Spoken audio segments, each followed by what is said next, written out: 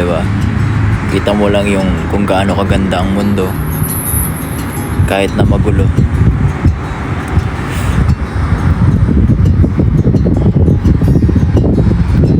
Appreciate mo yung mga small things sa buhay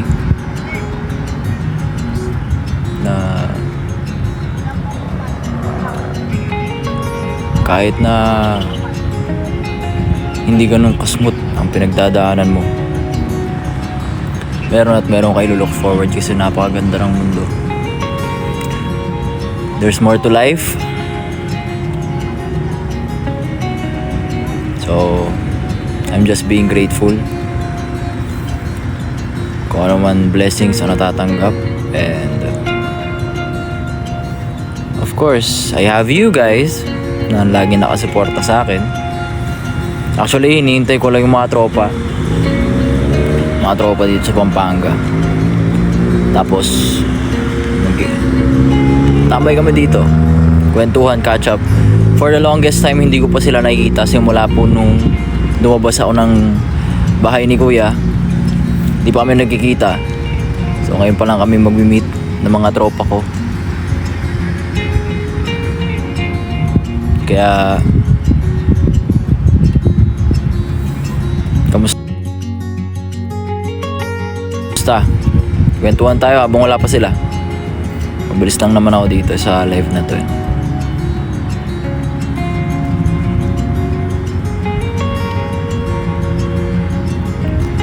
This glasses is from Gentle Monster. Sa mga nagtatanong. Shoutout po sa mga taga Palawan dyan. Shoutout sa mga taga Davao. Watching from Singapore. Wow, nice. Hello. Pasample ng Kapampangan. Takal pong salamat kaya kayo kareng Manalbe. Kaluguran da kayong And anong ulam nyo ngening bengi? Pabengi na pati na Pampangan na yun.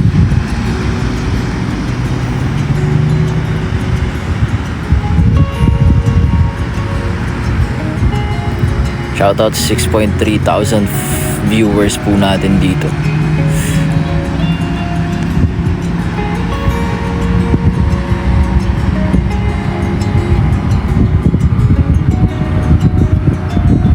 Hindi ako marunong magbisaya Pasensya na kayo.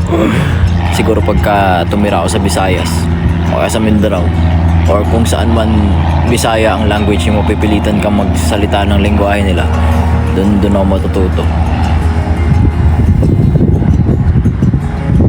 Sarap ng hangin dito guys.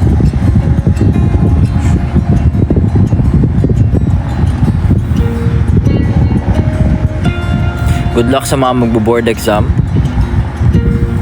Kayang-kaya nyo yan. Siyempre hindi lang good luck po ang kailangan nyo, diba? Kailangan nyo mag-aral ng mabuti and kailangan nyo ipagdasal. Tapos pagdating ng exam, relax nyo lang. Lalo na kung alam nyo nakapag-prepare kayo, na nag-aral talaga kayo na mabuti, ginawa nyo yung best nyo. Minsan kasi hindi mo na kailangan pang puwersahin sa sarili mo na itama lahat ng sagot. Basta relax ka lang. Pag naka-relax ka, mas madali kang makakasagot. And of course, hindi mabigat sa mo, 'di ba? Sa puso mo. Hindi ka masyadong pressured. Alam nyo guys, parang hindi kayo pressured sa mga bagay-bagay. Mag-prepare kayo.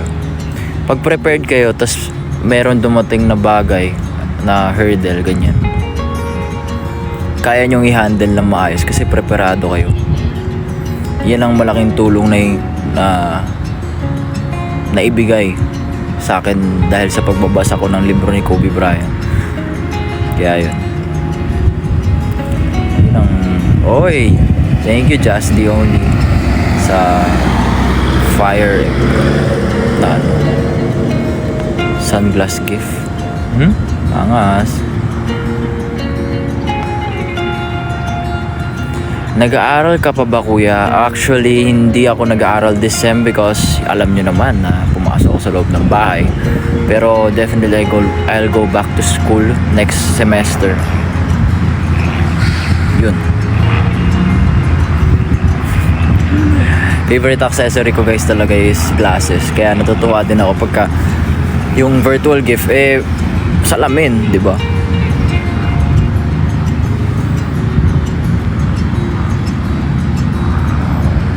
Thank you sa mga nag-send ng gifts guys.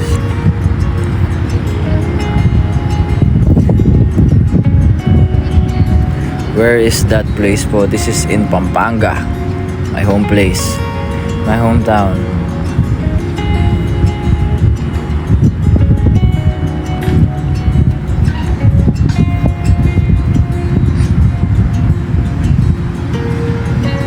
I think magkikita kami this week. Yeah. Kasi big night, 'di ba? So magkikita kami.